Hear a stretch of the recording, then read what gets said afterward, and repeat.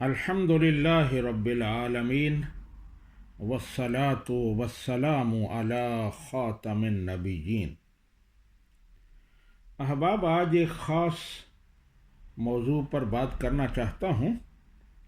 آپ نے سنا ہوگا، دیکھا ہوگا کہ پچھلے دنوں ایک مناظرہ ہوا جس کا سوشل میڈیا پر بہت چرچا ہے، پیر سید ذوالفقار شاہ صاحب گیلانی اور مولوی یاسین کے درمیان۔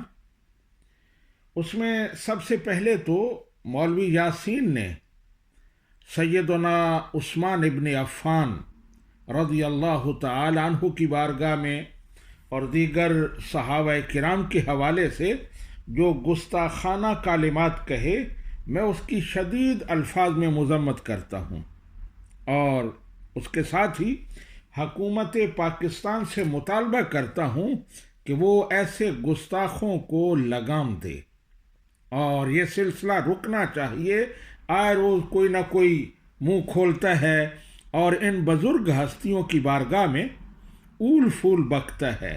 تو سب سے پہلی بات تو یہ کہ سلسلہ کو اب رکنا چاہیے، طاقت کے ساتھ حکومت کو روکنا چاہیے۔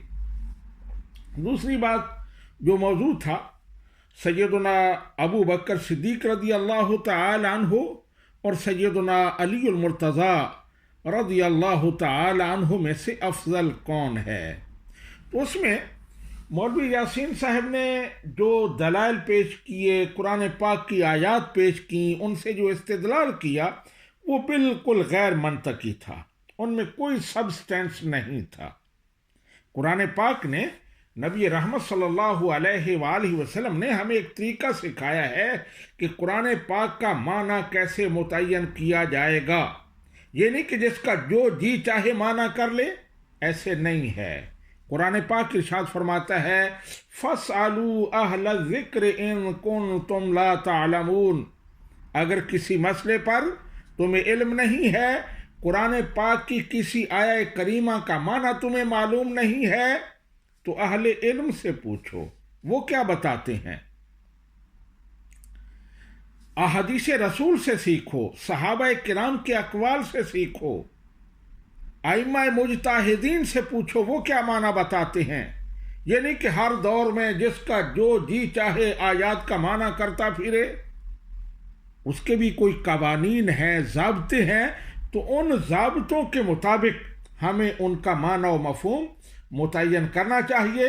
تو اب مسئلہ یہ ہے کہ پچھلے 1400 سال سے امت مسلمہ اس پر متفق چلی آ رہی ہے، اور اس پر اجماع ہے۔ علماء نے اسے اجماع قطعی لکھا ہے کہ سیدنا ابو بکر صدیق رضی اللہ تعالی عنہ تمام صحابہ کرام سے افضل ہیں۔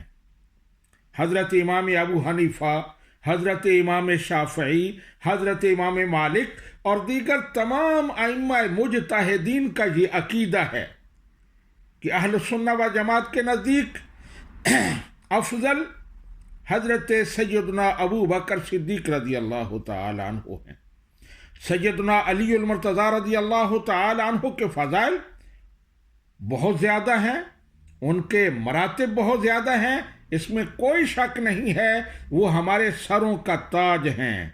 لیکن جب افضلیت کا مسئلہ آئے گا تو اہل سنہ کا عقیدہ یہ ہے کہ حضرت ابو بکر صدیق رضی اللہ تعالی عنہ کا مقام بلند ہے، وہ افضل ہیں۔ قرآن پاک کی ساری آیات اور ساری احادیث کو پیش نظر رکھ کر ہمارے اسلاف نے یہ فیصلہ فرما دیا۔ اب میں ایک تو یہ مشورہ دوں گا کہ ہمیں ایسا نہیں کرنا چاہیے کہ جو مسائل پہلے طے ہو چکے ہیں آج ان میں کوئی نیا فتنہ ڈالیں۔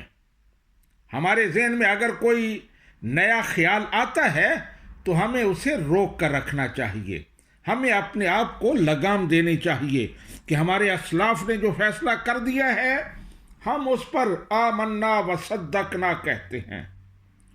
اور بہت سارے موضوعات ہیں جن پر اپنے اجتہاد کو بروئے کار لائیں، لیکن عقائد کے جو مسائل ہیں ہمارے اسلاف نے جو طے کر دیے ہیں ان کو نہ چھیڑیں۔ ان اجماع جو ہیں ان کو تار تار نہ کریں۔